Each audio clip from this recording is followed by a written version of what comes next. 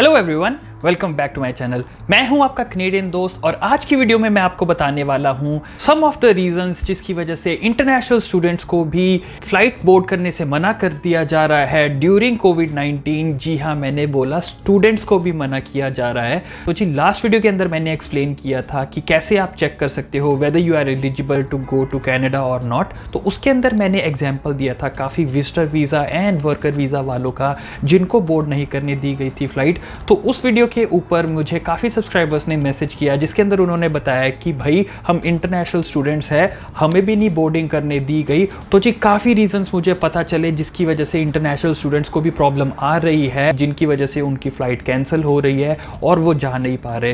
तो सारी डिटेल्स मैं इस वीडियो के अंदर कवर करने वाला हूँ एंड मैं ये भी बताऊँगा कि कैसे आप उन सभी चीज़ों को मिटिगेट कर सकते हैं, कौन से डॉक्यूमेंट आप ले सकते हैं जिसकी वजह से आपको कोई प्रॉब्लम नहीं आएगी। कंप्लीट लिस्ट ऑफ डॉक्यूमेंट्स जो रिक्वायर्ड है स्टूडेंट्स के लिए वो भी मैं इस वीडियो के अंदर आपको बताने वाला हूं। तो जी आई हाईली रेकमेंड कि आप पूरी वीडियो देखें ताकि आपको कोई प्रॉब्लम ना आए जब आप ट्रैवल कर रहे हो from India to Canada as an international student. क्योंकि जो फर्स्ट टाइम जाते हैं भाई उनको तो पहले ही बहुत टेंशन हो रही होती है कि फर्स्ट टाइम जा रहे हैं कंट्री से बाहर, एंड अगर ऐसा कुछ हो जाए फर्स्ट डे के ऊपर तो बहुत प्रॉब्लम आती है। तो जी मैं एक रिक्वेस्ट आपको करना चाहता हूं कि अगर वीडियो आपको अच्छी लगे, मैं ये नहीं बोल रहा कि अभी शेयर करो, बट अगर वीडियो आपको अच्छी लगे ये ज़्यादा से ज़्यादा लोगों के साथ आप शेयर कीजिए ताकि उनको भी ये सारी डिटेल्स प्रोवाइड हो एंड वो इन्फॉर्म डिसीजन ले सके। If you have tuned in for the first time, so जी मैंने काफ़ी वीडियोस ऑलमोस्ट 10 to 15 वीडियोस बना दी है क्वारंटीन के ऊपर, कनाडा के क्वारंटीन प्लान के ऊपर, उसके रूल्स के ऊपर, एज वेल एज आपको क्या क्या चीज़ें चाहिए होती है। If you guys want to check it out, I will put the link of those videos in the description box below. बहुत इंफॉर्मेटिव वीडियो बनाई है रेंजिंग फ्रॉम मेरा एक्सपीरियंस इंडिया से कनाडा आने का, होटल क्वारंटीन बुक कैसे करवाते हैं, चीपेस्ट होटल क्वारंटीन कैसे आप ढूंढ सकते हो, कोविड-19 एक्सपीरियंस, कौन सा कोविड-19 टेस्ट करवाना है, क्वारंटीन प्लान कैसे बनाना है, एंड ऐसे बहुत से इंफॉर्मेटिव वीडियोस मैं लेके आ चुका हूँ। If you guys are interested do check that out. तो जी अब चलते हैं मेरे कंप्यूटर के अंदर जहाँ पे बताऊँगा मैं सारी details. So let's begin. So जी वेलकम टू माय कंप्यूटर। जैसे कि आप देख सकते हो मैंने डायरेक्टली एक कमेंट खोल के रखा हुआ है मेरे यूट्यूब चैनल के ऊपर जो कमेंट्स आए थे। तो जी यहाँ पे आप चेक कर सकते हो कि जो मेरी सब्सक्राइबर है उसकी फ़्लाइट जो थी वो 21 फरवरी को थी, बट उसको बोर्ड नहीं करने दिया गया। रीज़न ये दिया कि आप जल्दी जा रहे हो क्योंकि उसकी क्लासेस 22 मार्च को शुरू हो रही थी। एयरपोर्ट ऑफिसर को लगा होगा कि आप अर्ली जा रहे हो, ये हो सकता है क्योंकि 22 मार्च को बहुत ही कम कॉलेजेस या यूनिवर्सिटीज़ की क्लासेस शुरू होती होगी। मोस्टली जो क्लासेस शुरू होती है वो जनवरी इनटेक मतलब कि जनवरी में शुरू होती है या मई इनटेक जो कि मई में शुरू होती है, राइट। इस वजह से जो एयरपोर्ट का ऑफिसर था उसने आगे फर्दर डिटेल्स मांगने की कोशिश की, जिसकी वजह से मेरे सब्सक्राइबर से मांगा गया था time schedule, but student portal उसका उस टाइम खुल नहीं रहा था एंड कोई टेक्निकल प्रॉब्लम थी। तो ये सेकेंड रीज़न था क्योंकि उसके पास स्केड्यूल नहीं था तो वो डिस्प्ले नहीं कर पाई, रीजनिंग नहीं दे पाई ढंग से कि वो ट्रैवल क्यों कर रही थी 21 फरवरी को। क्योंकि बोलने को तो मैं बोल सकता हूँ कि भाई मेरी क्लासेस अगले हफ्ते शुरू हो रही है, भले ही वो 3 महीने बाद शुरू हो रही हो, राइट। तो आपके पास होना चाहिए रिटन प्रूफ या कोई लेटर जिसके अंदर स्केड्यूल पता हो, कॉलेज की स्टार्ट डेट उसके अंदर रिटन हो, ताकि एक रिटन प्रूफ हो एंड जो आप शो कर सकते हो एयरपोर्ट ऑफिसर को। द थर्ड रीज़न जो दिया गया था that there is a need that my physical presence in Canada is mandatory. तो जी ये इसलिए क्योंकि जो कॉलेजेस होते हैं, काफ़ी कॉलेजेस जो रिमोट स्टडीज़ भी प्रोवाइड कर रहे हैं, काफ़ी कॉलेजेस इन पर्सन भी कर रहे हैं।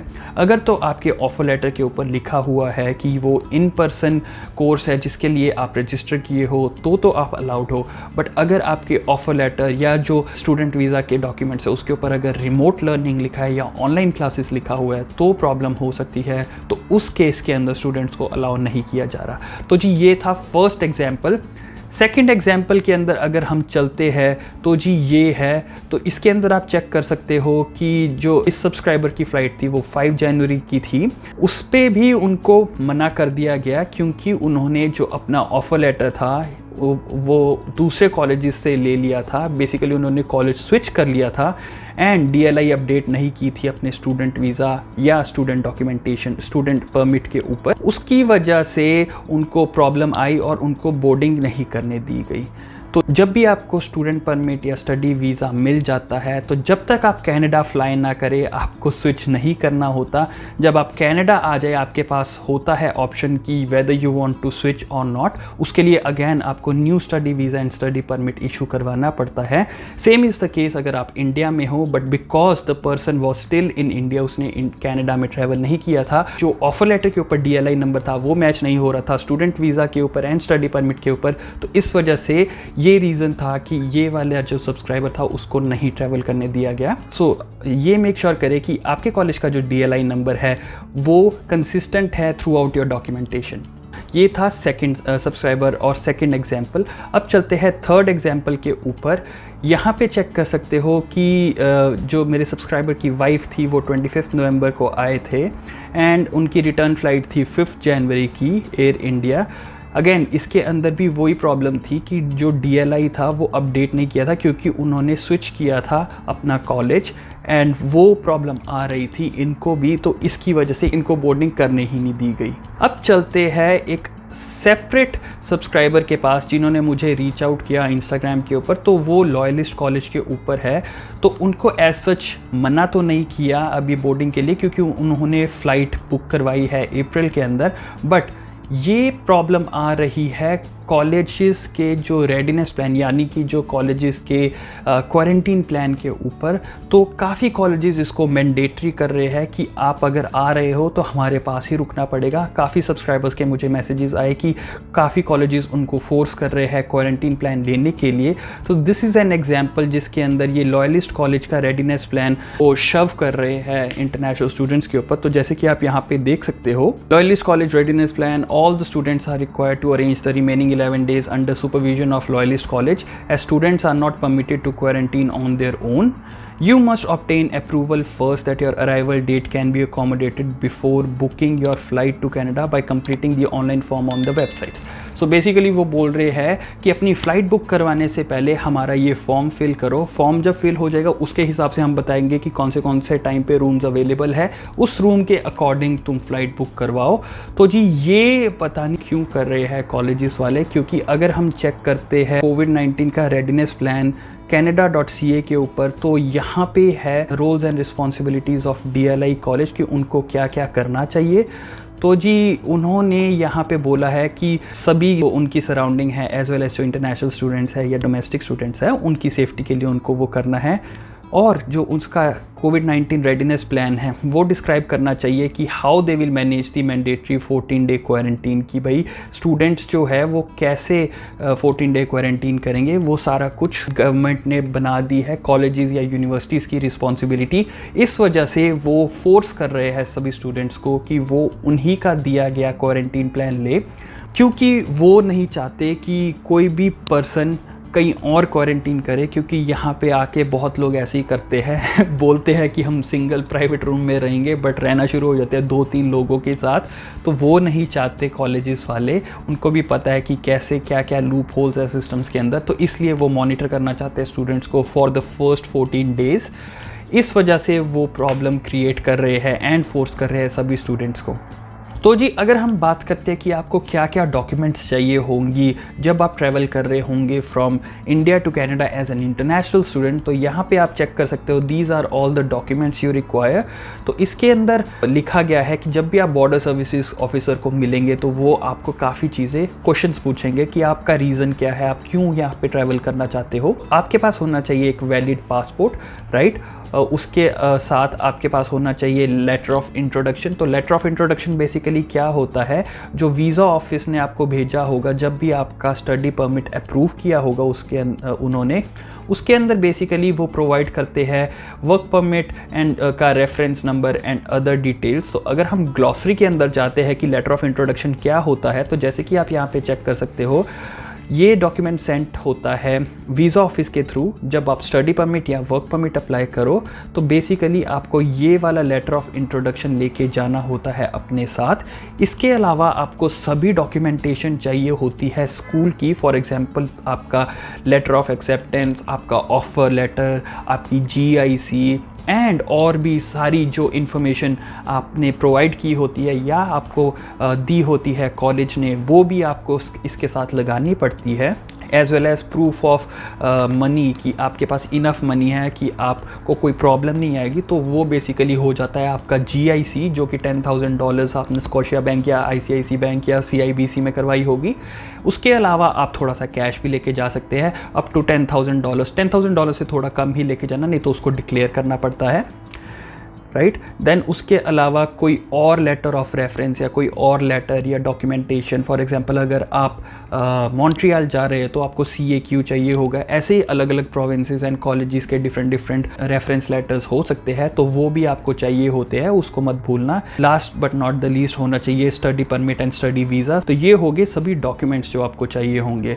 उसके अलावा अलग वेबसाइट के ऊपर जो travel.gc.ca के अंदर भी सेम इन्फॉर्मेशन प्रोवाइडेड है कि आपको क्या क्या चाहिए होता है, जो कि हो गया आपका वैलिड स्टडी परमिट और एनी लेटर ऑफ इंट्रोडक्शन जो बताता है कि आपकी स्टडी कब शुरू होनी है, कब ख़त्म हो रही है, एज वेल एज जो ऑफर लेटर हो गया, लेटर ऑफ एक्सेप्टेंस है, वो सारी इन्फॉर्मेशन आपको चाहिए होती है from a DLI approved university और college, right.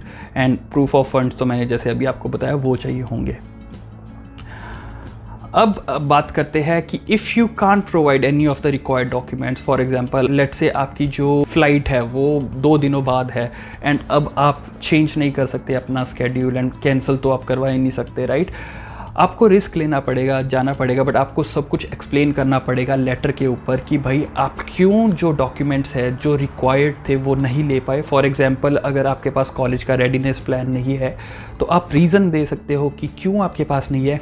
It can be कि भाई कॉलेज वालों ने हमें बाद में बताया हमारी फ़्लाइट बुक होने से पहले एंड आपके पास होना चाहिए प्रूफ। फॉर एग्जांपल आपने कब फ़्लाइट बुक करवाई, उसकी डेट, उसकी रिसीट एंड कॉलेज वालों का कब ईमेल आया या कॉलेज वालों ने कब पूछा, उसकी ईमेल, उसकी डेट, उसको प्रिंट करके अपने क्वारंटीन प्लान के साथ या एक सेपरेट लेटर के अंदर जिसको बोलते हैं लेटर ऑफ एक्सप्लेनेशन प्रोवाइड करना है, स्टेटिंग कि क्यों आपके पास रिक्वायर्ड डॉक्यूमेंट नहीं है। मैंने तो एक एग्जांपल दिया कॉलेज रेडीनेस प्लान का, इट कैन बी एनीथिंग। तो on case by case basis वहाँ पे जो एयरपोर्ट का ऑफिसर होगा वो उसके ऊपर डिसीजन लेगा। फॉर एग्जांपल जो मेरी पहली सब्सक्राइबर थी जिसके बारे में मैंने बात किया कि 22 मार्च को उसकी स्टार्ट डेट थी, तो अगर उसके पास लेटर ऑफ एक्सप्लेनेशन होता है एक्सप्लेनिंग कि 22 मार्च को क्यों उसकी क्लासेस स्टार्ट कैसे हो रही है, क्यों हो रही है, अगर उसके पास डिटेल्स होती, फॉर एग्जांपल एक वेबसाइट का लिंक होता या स्केड्यूल का स्क्रीनशॉट होता या कुछ भी होता जो उसने अटैच करके रखा होता अपने लेटर ऑफ एक्सप्लेनेशन के अंदर, तो उसको प्रॉब्लम नहीं आती, उसको फ्लाई करने दिया जाता। तो आप इनको चैलेंज कर सकते हो बाय प्रोवाइडिंग एंड स्टेटिंग कि भाई मेरे पास ये अकोमोडेशन है, ये मेरा क्वारंटीन प्लान है एंड आप रिटर्न कंसेंट ले लीजिए अपने कॉलेज से वाया ईमेल इंटरेक्शन कि भाई आपका क्वारंटीन प्लान वो अप्रूव करते हैं। अगर वो अप्रूव करे तो आपको ये वाला कॉलेज का रेडीनेस प्लान नहीं लेना पड़ेगा, आप अपने खुद के क्वारंटीन प्लान से भी कर सकते हैं। बेसिकली आप खुद की accommodation and providing the details कि आप कौन सी अकोमोडेशन आप ढूंढ चुके हो, कहाँ पे आप प्लान कर रहे हो, जो कि आप मेरी क्वारंटीन प्लान वाली वीडियो के अंदर चेक कर सकते हो। उसके अंदर मैंने पूरी डिटेल के अंदर सारी इन्फॉर्मेशन दी हुई है। जैसे कि आपको इसका बेनिफिट हुआ, आप प्लीज़ इसको शेयर कीजिए अपने फेलो इंटरनेशनल स्टूडेंट्स के साथ ताकि उनको कोई प्रॉब्लम ना आए या उनको कोई सरप्राइज़ ना मिले जब वो एयरपोर्ट पे पहुंचे।